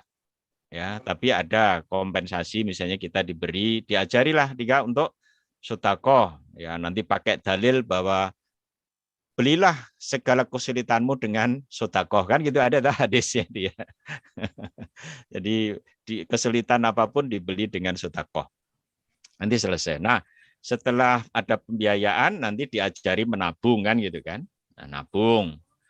Serta dapat pendapatan bisa untuk mengembalikan pokok dan ada bagi hasil, disisihkan untuk menabung. Nah, nanti satu ketika kita belajar tentang bagaimana pengelolaan keuangan keluarga ya. Nah, nyun sewu Bu Ayu, kalau Ibu dapat duit itu pengeluaran pertama untuk apa? Dapat duit dari suami, Tat. Oh, iya. Untuk belanja kebutuhan Oh ya, untuk makan kan gitu kan? Iya. Yang kedua, makan lagi gitu ya. Yang ketiga, makan lagi. Itu betul Bu, riset saya juga begitu. Jadi orang kita ini kalau punya penghasilan, punya pendapatan, pengeluaran pertama mesti makan. Kedua makan, ketiga makan, keempat makan gitu loh. Padahal setiap hari doanya Robbana atina fid dunya hasanah wa fil akhirati hasanah gitu kan. Kalau makan terus akhiratnya nggak pernah terpikirkan. Ada ayat lain. Oh, gitu. Wabtaghi fima atakallahu daral akhirah wa la tansa nasibaka minad dunya gitu ya. Nah, surat awas kalau jawab Al-Qur'an lagi. Al-Qasas 77 ya. Gapai akhirat, dunia jangan ditinggalkan gitu kan. Jadi dunia akhirat dipikirkan. Maka kalau saya ngajari manajemen keuangan keluarga, pengeluaran kita ada 4. 1 untuk Allah, ya kita bisa menyisihkan. Kalau belum bisa zakat berarti infak ya. Kalau belum bisa infak, sedekah kan? Senyum aja Bu. Senyummu kepada saudaramu adalah sedekah kan gitu kan. Nah, gitu kan. Nah, baru yang kedua untuk kalau kita punya kewajiban itu didahulukan loh ya. Kita punya hutang itu dipikirkan untuk membayar. Tapi jangan mikir tok. Ya, mikir dan harus dibayar. Karena jangan sampai nanti kita ninggal ke hutang kan gitu kan. Nah, baru yang ketiga nabung, yang ketiga baru untuk makan gitu ya. Yang keempat makan itu yang keempat. Nah, orang kita kebanyakan nomor 1. Nah, coba nanti diubah paradigma dalam manajemen keuangan ini ya. Nanti kapan-kapan boleh Zoom lagi masalah itu ya. Siap, Prof. Banyak materi yang bisa didiskusikan sebetulnya. Nah, terus nanti setelah pembiayaan ada nabung. Nah, ini yang perlu dipikirkan juga masalah apa? Asuransi untuk orang-orang kecil. Saya terinspirasi oleh dokter siapa itu? Yang Malang itu siapa? Albisanet. Yang di Malang yang dapat award dari apa? Dokter Gamal. Gamal. Gamal Albisanet. Ya. Albin Said. Albisanet apa Said? Pokok itulah Albin yang Malang Said. ya.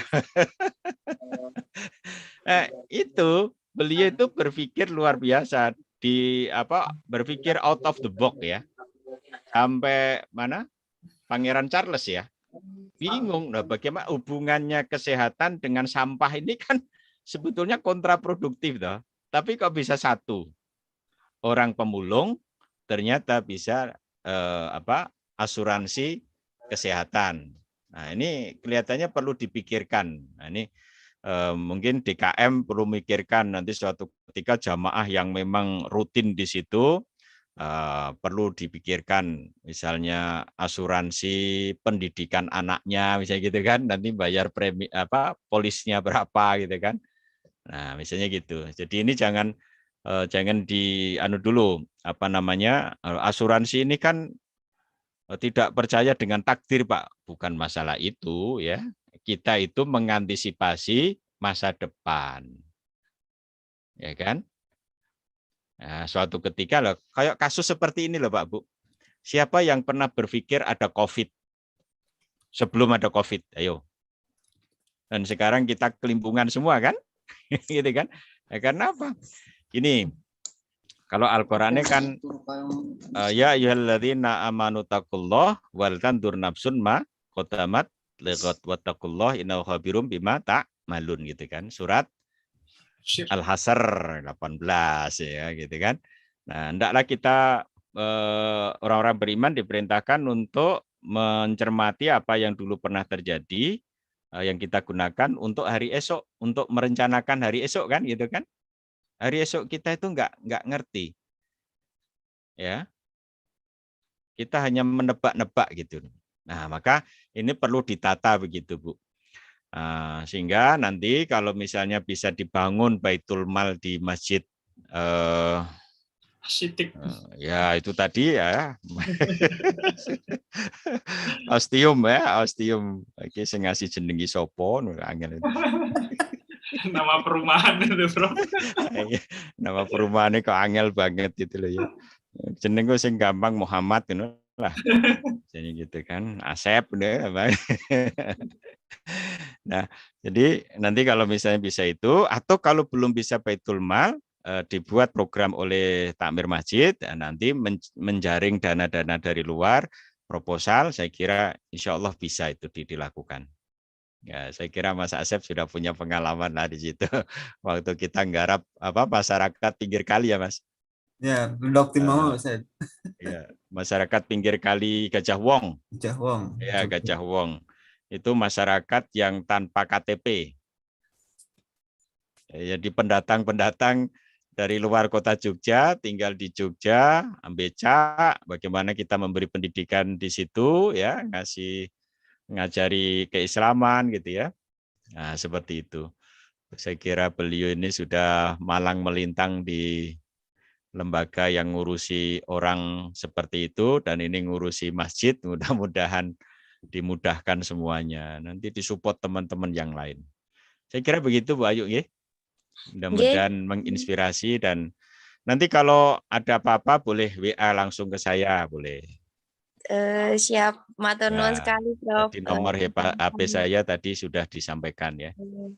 Luar biasa tadi tahapannya. Jadi ini sekalian, Prof, saya nitip program nih untuk pengurus DKM Masjid Ostium nih berarti.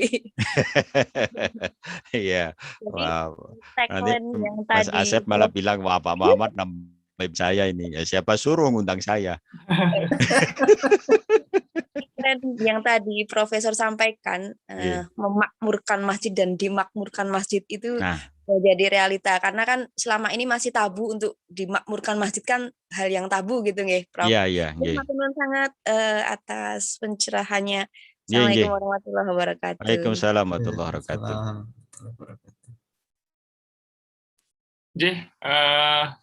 Ada 2 penanya. Mungkin satu lagi nggih, karena sudah jam 9:30. Untuk satu penanya lagi. Monggo, mungkin ada lagi. Saya Pak Rasid. Oh nggih, monggo Pak Wim. Assalamualaikum warahmatullahi wabarakatuh. Waalaikumsalam warahmatullahi wabarakatuh. Pertanyaan saya sangat sederhana mungkin, Prof. Nggih. Jadi kalau kita melihat di susunan takmir, ini saya sampaikan sebagai masukan bagi saya, sebagai kritik, dan juga sebagai pengingat bagi kita semua. Jadi di takmir itu kan namanya sangat banyak, tertulis mungkin kalau kita hitung jumlahnya bisa sampai puluhan. Tapi kenyataannya ketika kita mau mengadakan kegiatan apalah namanya, itu hanya 1-2 orang yang bisa memenuhi undangan dari penyelenggara. Nah, pertanyaan saya mungkin begini, gimana caranya untuk menumbuhkan minat dari takmir ini untuk memiliki masjid, untuk memiliki rasa tanggung jawab bahwasanya kita ini sebagai takmir nanti akan diminta pertanggungjawaban oleh Allah tentang kesanggupan kita untuk nama kita ditampilkan di susunan kepengurusan takmir. Mungkin pertanyaan sederhana bagi saya yang sampai saat ini belum bisa terjawabkan. Mohon pencerahan dari panjenengan Profesor. Terima kasih. Assalamualaikum warahmatullahi wabarakatuh. Assalamualaikum warahmatullahi wabarakatuh. Ye, Pak Wim. Begini, ini memang dilema Pak ya. Jadi kita di masyarakat itu kalau membuat satu organisasi, kalau tidak melibatkan masyarakat nanti dibilangi, "Wong aku ra diajak kok." Nanti kalau sudah dipasang, masang jeneng kok orang ngomong-ngomong. Itu yang terjadi kan seperti itu kan seringkali kan. Maka tadi sebetulnya kalau bisa Pak, nanti suatu ketika kalau misalnya kepengurusan ini berakhir atau mungkin mau dipercepat gitu ya, adakan pemilu langsung Pak. Dan? Barusan ganti pengurus dan ketika pelantikan tidak ada yang hadir. Ya itu bisa jadi pas menyusun itu tidak disusun bersama ya Pak ya.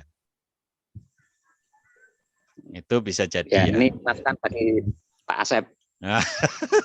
Ya tadi saya katakan gini. Jadi kalau kita tinggal di satu wilayah tertentu, kalau kita bikin organisasi apanya, itu kadang-kadang gemuk Pak.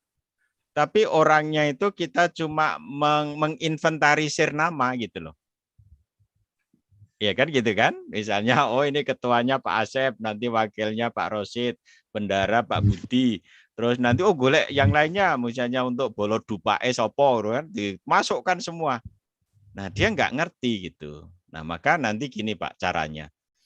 Coba satu ketika nanti kalau misalnya atau dipercepat misalnya, adakan semacam apa itu? Muktamar apa muktamar di tingkat perumahan itu semua diharapkan bisa hadir, kemudian nanti kita rembukan segala macam hal ki masjid awake dhewe iki arep digawe apa kira-kira ngoten. Ngerti ra basa Jawa iki? Ngerti ya? Nggih, ngerti ya. Jadi masjid kita ini mau kita bikin apa gitu. Kalau perlu Pak, sak kampung pergi ke Tawangmangu atau kemana gitu Pak. Jadi rapat di sana, ya. Kemudian berapa hari atau sehari penuh gitu ya. Nah, sehingga pada saat di situ kita kumpul bareng, ya, berapapun yang ada di situ. Nah, nanti yang ada itu yang kemudian didudukkan di kepengurusan itu. Nah, saya dulu begitu Pak. Dan setelah mereka kita libatkan dalam hal penyusunan itu, intensitas dia hadir itu lebih bagus daripada kita hanya nyomot nama kemudian kita pasang ya dalam pengertian gemuk di organisasi tetapi kurus di pelaksanaan toh. Saya yakin yang datang tuh paling ketua, bendahara, sekretaris itu aja kan. Itu masih lumayan ya Pak ya, itu ya data coba ketuanya itu. Ya, coba nanti di pola seperti itu Pak Budi atau mungkin nanti dievaluasi gitu ya, kemudian nanti dilakukan bersama. Insya Allah. Dan itu juga yang kapan itu saya pernah tanya sama Ustadz Jazir waktu beliau pertama kali beliau itu kan mengganti takmir yang sudah tua. Biasanya waktu itu beliau cerita, dulunya saya nggak mau disuruh jadi takmir. Saya mau jadi takmir kalau permintaan saya dipenuhi gitu kan. Nah, salah satu permintaannya adalah tadi ngajak bareng-bareng warga untuk bersama-sama ikut memiliki masjid, dan kemudian masjid ini mau dibawa kemana, mau dibuat apa gitu kan, sehingga bisa memberikan kemanfaatan kepada semua warga yang ada di situ. Nah, misalnya berita yang sering kali kita dengar kan, subuhnya jamaahnya banyak, karena apa? Ya karena dia sadar bahwa ini adalah harus kita hidupkan gitu kan. Nah, seperti itu. Nah, mudah-mudahan dengan cara seperti itu nanti bisa terselesaikan Pak Budi ya. Nah, kalau masih waktunya masih 3 tahun ya sabar dulu, berapapun yang sekarang ada. Tapi kalau mau dipercepat ya monggo. Itu resepnya kira-kira begitu. Demikian Pak Budi. Oke, matur suwun. Jazakallah khairan. Amin. Oke, matur suwun Pak Wim. Dan juga ini tadi untuk pertanyaan terakhir. Nah, waktunya sudah jam 21.30. Oke, matur suwun Prof. Muhammad yang telah menyampaikan dan memberikan kita banyak wawasan kaitannya dengan pengelolaan dan pemberdayaan umat di masjid. Baik, demikian untuk talkshow kita malam hari ini. Kami ucapkan banyak terima kasih pada Prof. Muhammad. Jazakallah khairan katsiran. Dan sedikit simpulkan apa yang telah disampaikan oleh Prof. Muhammad tadi, bahwasanya masjid ini harus menjadi pusat peradaban, di mana menjadi sentra ekonomi, politik, pendidikan, dan semua aspek ya di dalam kehidupan kita. Yang mana kita sebagai takmir tentunya harus tekun, amanah, kreatif, kemudian memahami dan memahamkan, kemudian inspiratif, inovatif, rasional, kemudian dari responsif dan responsible atau bertanggung jawab. Nah, kemudian DKM tentunya harus memiliki visi, misi, tujuan dan program, dan untuk kedepannya supaya berkelanjutan, memiliki sustainability, harus dilakukan kaderisasi. Selanjutnya dalam pemberdayaan masjid kita menggunakan 5C, yaitu ada komitmen, ada curiosity, atau mencari hal yang baru, kemudian kita padukan dengan capability, kolaborasi, dan juga kontribusi. Yang mana inti pemberdayaan di sini adalah kebersamaan, yang mana kebersamaan itu adalah seluruh warga di area masjid tersebut. Baik, demikian untuk cara kita di malam hari ini. Saya selaku moderator mengucapkan terima kasih yang sebesar-besarnya kepada Prof. Muhammad atas waktu dan juga sharingnya dan juga ilmunya. Saya juga mohon maaf jika banyak kekurangan dalam memoderatori acara ini. Kurangnya dari saya pribadi dan ada lebihnya dari Allah Subhanahu wa taala. Kita cukupkan sekian, kita tutup dengan doa kafaratul majelis. Subhanakallahumma wa bihamdika asyhadu an la ilaha illa anta astaghfiruka wa atubu ilaik. Kemudian, Assalamualaikum warahmatullahi wabarakatuh. Saya kembalikan. Waalaikumsalam warahmatullahi wabarakatuh. Saya kembalikan kepada pembawa acara Pak Nurkolis. Monggo. Terima kasih Pak Rasid. Sekali lagi saya ucapkan terima kasih kepada Profesor Dr. Muhammad MAG yang sudah menjelaskan panjang lebar ya talkshow hari ini. Kemudian saya juga mengucapkan terima kasih kepada moderator kita yang sudah memandu acara jalannya acara hari ini, yaitu kepada Mas Rasid. Saya ucapkan terima kasih. Kepada Bapak Ibu saudara sekalian peserta Talkshow Kebangsaan, saya juga ucapkan terima kasih atas partisipasinya, pertanyaannya. Semoga apa yang sudah disampaikan oleh Profesor Dr. Muhammad tadi menginspirasi kita semuanya agar masjid-masjid kita menjadi lebih makmur lagi, begitu ya Prof ya? Ya, amin, amin, amin Lebih ya. makmur lagi, bisa memakmurkan dan dimakmurkan seperti itu. Oke, sekali lagi terima kasih. Sebelum kita akhiri acara pada malam hari ini, ada beberapa sedikit pengumuman ya, pengumuman mungkin door prize juga. Kayaknya door prize-nya sudah ada 3 penanya tadi ya, kayaknya cocok gitu ya Prof ya. Atau mungkin Prof ada rekomendasi lagi Prof itu untuk door prize-nya. Kayaknya ada 3 door prize Prof yang ya ikut paket pulsa Prof.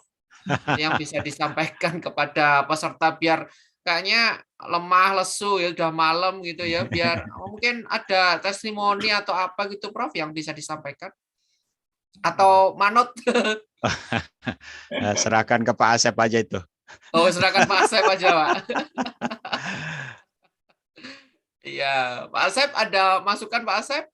Atau mungkin yang 3 penanya tadi kita kasihkan kepada 3 penanya tadi, Pak Istanto, ada Ibu Ayu sama Pak Wim ya, kalau nggak salah.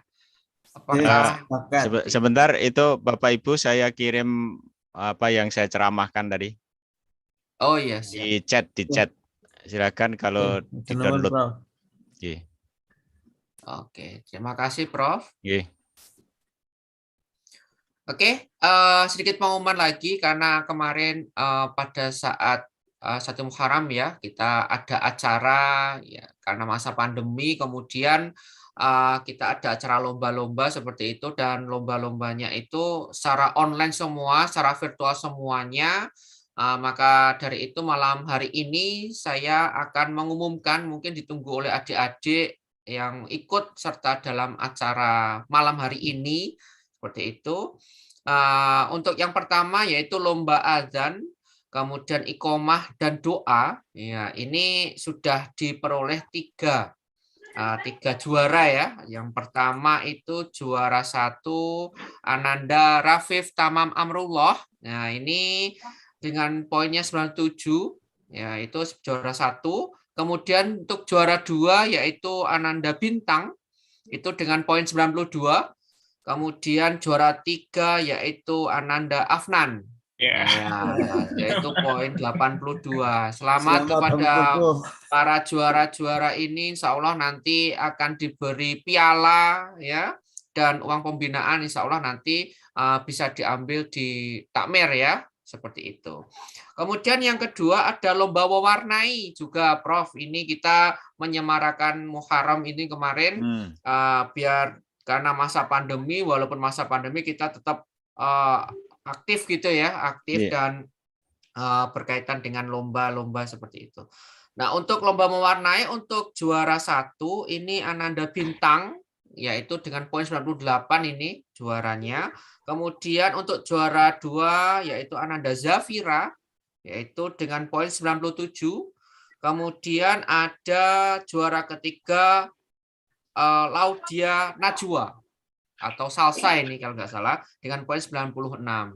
Jadi berikut itu adalah nama-nama juara 1, juara 2, juara 3 berkaitan dengan lomba azan, iqomah dan doa serta lomba mewarnai. Selamat bagi para juara 1, 2, 3.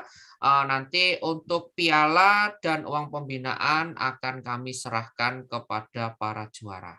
Seperti itu. Sekali lagi saya ucapkan terima kasih atas perhatian Bapak Ibu semuanya yang sudah mengikuti acara Talkshow Kebangsaan ini mulai dari awal sampai akhir. Semoga menjadi amal ibadah kita semuanya dan menjadi inspirasi kita semuanya. Insya Allah menjadi lebih baik ke depannya. Seperti itu. Mungkin ada tambahan lagi Pak Asep yang mau disampaikan sebelum saya tutup, Pak Asep? Ya, terima kasih Prof. Muhammad, Ustadz Muhammad atas ilmunya. Dan sedikit info barangkali ya, Bapak-Bapak sekalian juga DKM dan para hadirin, ini salah satu bentuk, mudah-mudahan disebutnya terobosan atau apa gitu ya. Jadi masa kepengurusan saat ini kan ini baru terbentuk. Mungkin sebulan yang lalu ya, Mas Nurholis ya, Pak Rusid ya. Iya. Nah, sebelumnya kita juga ada masa kepengurusan juga. Nah, di kepengurusan sebelumnya itu kita membuat semacam laporan pertanggungjawaban dari program-program DKM dan rencananya kita bukukan gitu, Prof. Jadi kegiatan-kegiatan masjid dari bidang pendidikan, ekonomi, sosial, dan lain sebagainya. Nah, itu kita bukukan. Jadi setiap pengurus itu wajib menulis apa yang pernah dilakukan, pengalamannya, kemudian rencananya kita bukukan. Judul bukunya Amazing Masjid. Nah, ini sekaligus nanti mohon Ustadz Muhammad bisa memberikan semacam pengantar ya, Ustadz ya. Testimoni. Ya, nanti pengantar diantarkan itu. kemana ya?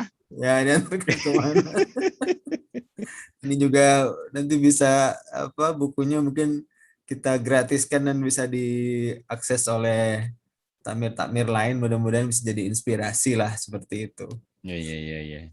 Jadi, itu saja barangkali, terima kasih atas kehadiran Bapak Ibu semua. Ini tadi sempat sampai 47 yang hadir ya. Dan ini pertama kalinya Ustadz ini kita melakukan acara cukup besar secara online di masa pandemi. Kalau biasanya ada rutin pengajian bulanan gitu ya sebelum pandemi ini juga, tapi lokal warga kita. Nah, ini alhamdulillah dari mana-mana. Terima kasih saya sampaikan. Kini saya share di beberapa grup atau media sosial ya. Alhamdulillah juga bisa hadir. Mudah-mudahan nanti ini bukan acara yang terakhir, ini acara awal, dan mudah-mudahan nanti ke depan juga kita buat kajian-kajian bermanfaat semacam ini dan bisa kolaborasi tadi Ustaz ya, kolaborasi dengan berbagai macam masjid. Dan ini mungkin sedikit curhat juga nih, jadi lebih malam ya. Di Solo ini atau Sukoharjo sebenarnya tepatnya kalau Kartasura itu ya. Ini kemungkinan kegiatan DMI-nya itu belum jalan Ustaz. Nah, ini mohon nanti jika ada link kami misalkan DMI Jawa Tengah atau DMI Sukoharjo atau apa Kota Solo ya. Mudah-mudahan nanti bisa kita yang bagus Karanganyar, Mas. Karanganyar ya. Karanganyar. Saya sering diundang di Karanganyar dulu. Siap. Kalau dulu di Jogja itu sampai kecamatan ya Ustaz ya. Iya, betul. Itu DMI-nya hidup gitu. Alhamdulillah bisa berjalan. Jadi, matur nuwun Pak Nurholis dan rekan-rekan semua. Assalamualaikum warahmatullahi wabarakatuh. Waalaikumsalam warahmatullahi wabarakatuh. Oke, sebelum saya akhiri, saya ucapkan terima kasih juga dari sponsor partnership hari ini. Yang pertama ada Vlog Kukuh 99, ada Aspa Food, ada Rumah Craft Malmel, kemudian ada Hijau Daun, kemudian ada dekorsolo.co dan Warung Sawah. Sekali lagi saya ucapkan terima kasih atas partisipasi sponsorshipnya, dan sekali lagi saya ucapkan terima kasih kepada Profesor Dr. Muhammad MAG dan segenap panitia Talkshow Kebangsaan pada malam hari ini. Sebelum kita akhiri, marilah kita baca hamdalah bersama-sama untuk mengakhiri acara pada malam hari ini. Alhamdulillahirrahmanirrahim. Mungkin itu saja yang bisa kami sampaikan. Saya selaku pembawa acara host pada malam hari ini, apabila dalam memberikan susunan acara, membacakan susunan acara ada kesalahan, mungkin saya mohon maaf sebesar-besarnya. Mungkin ada kesempatan lagi, insya Allah nanti kita bisa melanjutkan acara seperti saat ini. Mungkin itu saja yang bisa kami sampaikan. Terima kasih atas perhatiannya. Kurang lebihnya kami mohon maaf. Saya akhiri. Billahi taufik wal hidayah. Wassalamualaikum warahmatullahi wabarakatuh. Waalaikumsalam warahmatullahi wabarakatuh. Jadi Bapak Ibu sekalian, makasih. Saya pamit duluan. Terima kasih, Prof. Sehat selalu. Amin.